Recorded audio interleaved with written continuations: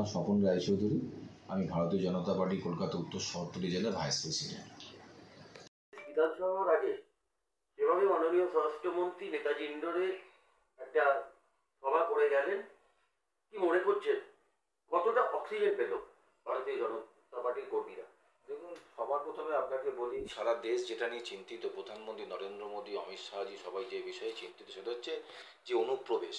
এই যে বাংলাদেশি আর রোহিঙ্গাদের যেভাবে তৃণমূল সরকার মমতা ব্যানার্জি দায়িত্ব নিয়ে যেভাবে ঢোকাচ্ছে, তাতে আমরা কিন্তু খুবই চিন্তিত। এতে কিন্তু ভারতবর্ষ প্রতিটা মানুষ চিন্তিত হয়ে পড়েছে।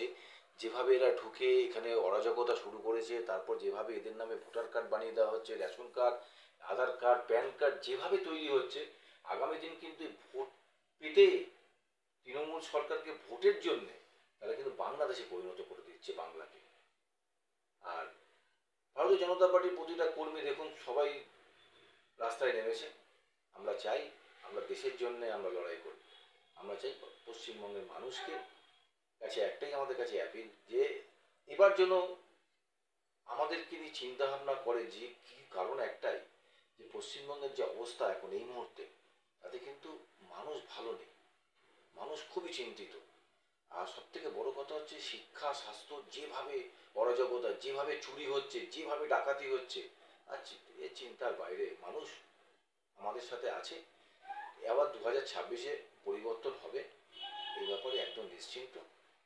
এটা আমাদের কর্মীরাও বুঝে গেছে, পশ্চিমবঙ্গের মানুষও এই নিয়ে চিন্তা ভাবনা করছে। দেখা যাচ্ছে আদি নব্য বলে একটা দ্বন্দ্ব দেখা দিচ্ছে।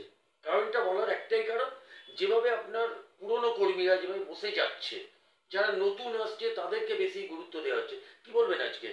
না, এটা কোনো কথা না। দেখুন, আমাদের মধ্যে এই ব্যাপার না, আদি নব্যর ব্যাপার না। সংসার বড় হয়েছে, সংসারের মধ্যে ছোট ছোট অশান্তি হয়, সেটা নিয়ে নিজেরাই আমরা বসে দ্বন্দ্ব মিটিয়ে নিই। এটা ওই তৃণমূল, সিপিএম, কংগ্রেস এরা রটাচ্ছে, কিন্তু এটা আসলে কোনো কাজে আসবে না।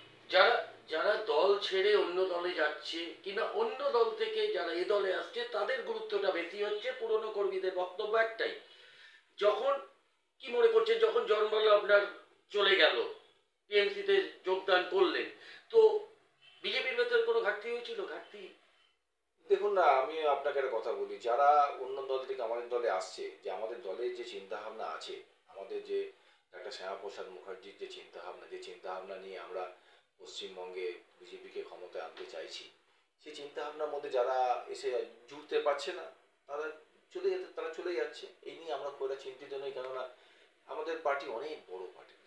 সারা ভারতবর্ষ না, সারা পৃথিবীতে সব থেকে বড় পার্টি হচ্ছে আমাদের ভারতীয় জনতা পার্টি। তাহলে কি বলবেন 2026-এর আগে 2025-এ যে পেহেলগাঁয়ে যে 26 জন ভারতীয় মারা গেল জঙ্গিদের হাতে, সেখানে মাননীয় প্রধানমন্ত্রী সেখানে সিঁদুর অপারেশন করলেন এবং সেখানে সাকসেস হলেন।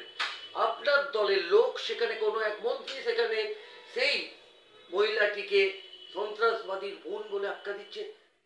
তাহলে প্রভাব কতটা পড়তে পারে আপনার? না, আমার মনে হয় উনি যেটা বলতে চেয়েছে সেটা মনে হয় মিডিয়া অন্যরকমভাবে দেখিয়েছে।